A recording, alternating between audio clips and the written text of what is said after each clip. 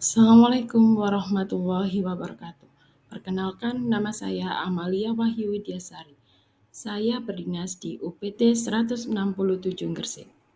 Dalam kesempatan kali ini, saya akan memaparkan demonstrasi kontekstual pemikiran filosofi pendidikan Ki Hajar Dewantara. Menurut Ki Hajar Dewantara, tujuan pendidikan adalah menuntun segala kodrat anak agar mereka dapat mencapai keselamatan dan kebahagiaan yang setinggi-tingginya sebagai manusia maupun sebagai anggota masyarakat. Trilogi pendidikan. Yang pertama, Engarso Sung Tulodo, di depan memberikan teladan atau contoh. Sebagai seorang pendidik, haruslah menjadi teladan baik di dalam berpakaian, bersikap, berbicara, dan lain sebagainya. Yang kedua, Ing Matio Mangunkarso, di tengah memberi motivasi. Sebagai seorang pendidik, membangun dan menciptakan ide-ide bersama dengan peserta didik supaya mereka memiliki stimulus untuk mengembangkan idenya, memberikan mereka kesempatan dan mendampingi mereka untuk mengembangkan kodrat alam yang mereka miliki. Yang ketiga, Tutwuri Handayani, di belakang memberikan dorongan. Sebagai seorang pendidik, kita harus memberikan dukungan dan dorongan berupa semangat supaya peserta didik bisa percaya diri dan bisa mengembangkan kodrat alam yang mereka miliki. Menurut Ki Hajar Dewantara, guru diibaratkan sebagai petani, sedangkan siswa adalah benih tanaman. Benih tanaman ada bermacam-macam jenisnya. Itu menggambarkan beraneka ragam kemampuan dan bakat yang dimiliki oleh peserta didik yang merupakan kodrat alam dari setiap peserta didik. Tergantung dari guru bagaimana cara mengembangkan potensi yang ada pada diri peserta didik sehingga bisa berkembang secara maksimal. Bibit tanaman tersebut akan tumbuh dengan baik apabila petani memberikan perlakuan yang baik. Seperti halnya petani, tanaman yang ditanam petani akan tumbuh dengan baik apabila mendapatkan air yang cukup, kemudian diberi pupuk, dan mendapatkan sinar matahari yang cukup pula, maka tanaman yang ditanam petani akan tumbuh dengan baik secara maksimal. Begitu halnya dengan peserta didik. Peserta didik harus kita perlakukan dengan baik, menuntun mereka untuk aktif, kreatif, dan inovatif dalam pembelajaran, sehingga anak memiliki ruang untuk berkembang. Menuntun siswa sesuai kodrat alam, sehingga siswa mampu mengembangkan diri di lingkungan yang mengembangkan potensi yang mereka punya. Adapun peran guru antara lain, yang pertama, guru harus bisa menuntun peserta didik sesuai dengan kodrat alam dan kodrat zaman yang dimiliki oleh setiap peserta didik. Yang kedua, guru harus berpihak kepada peserta didik. Yang ketiga, guru harus bisa memahami karakter setiap peserta didik. Yang keempat, guru harus menghamba pada peserta didik, di mana guru harus bisa memperlakukan peserta didik dengan sebaik mungkin.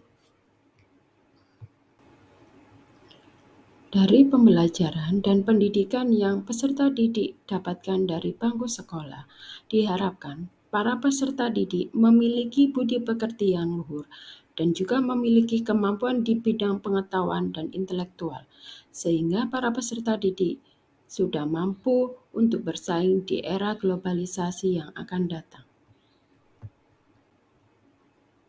Pendidikan budi pekerti. Yang pertama, yaitu keseimbangan hidup antara cipta, rasa, dan karya. Yang kedua, peserta didik dilatih memahami kemampuan diri sehingga terbentuk kesadaran sosial. Yang ketiga, peserta didik mampu membuat keputusan yang bertanggung jawab. Adapun implementasi penerapan budi pekerti luhur di SDN 167 Gresik antara lain, yang pertama yaitu pembiasaan sholat duha berjamaah yang dilakukan setiap pagi hari sebelum siswa memulai pelajaran. Kemudian yang kedua yaitu pembiasaan sholat duhur berjamaah. Yang ketiga yaitu pembiasaan istighosa Jumat Legi yang dilakukan setiap 1 bulan sekali. Yang keempat, ada pembiasaan pembacaan surat Yasin yang dilakukan setiap hari Kamis pagi. Yang kelima, yaitu kebiasaan salim dan berpamitan sebelum pulang sekolah.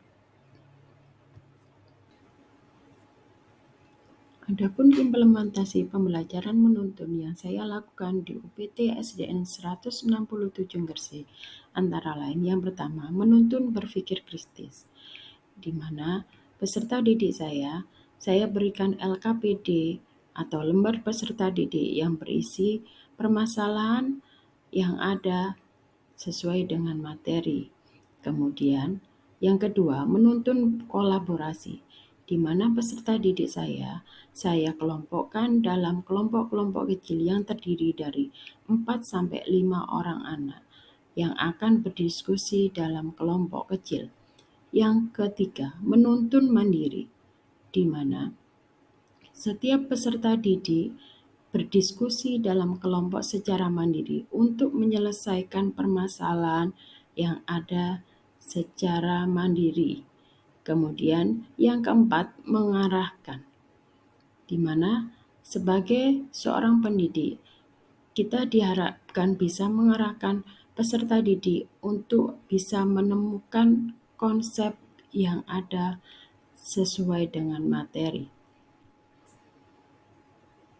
Implementasi pembelajaran yang sesuai dengan kodrat alam dan kodrat zaman, di mana salah satu contoh implementasi pembelajaran yang sesuai kodrat alam yang saya lakukan di UPT 167 Gresik adalah lain pengembangan bakat yang dimiliki peserta didik saya yang pandai menari, berbakat menari, mereka mengikuti ekstra tari.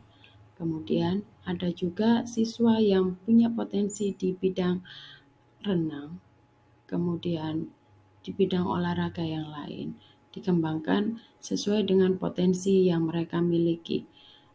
Kemudian untuk kodrat zaman, di sini ada penggunaan teknologi dalam pembelajaran, pemanfaatan TIK untuk pembelajaran para peserta didik.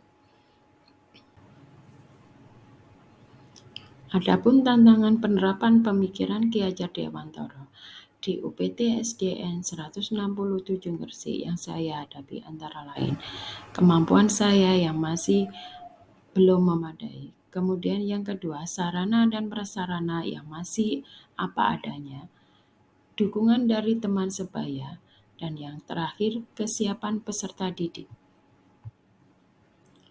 Solusi yang akan saya lakukan atas permasalahan yang saya hadapi di UPT SDN 167 Gresik antara lain yang pertama, selalu semangat mengembangkan kompetensi diri melalui pelatihan, diklat, dan BIMTEK. Yang kedua, membuka diri dengan sesama guru di sekolah untuk bekerja sama dalam pembelajaran. Yang ketiga, semangat mengikuti pendidikan guru penggerak. Demikian pemaparan dari saya. Salam guru penggerak, tergerak, bergerak, dan menggerakkan.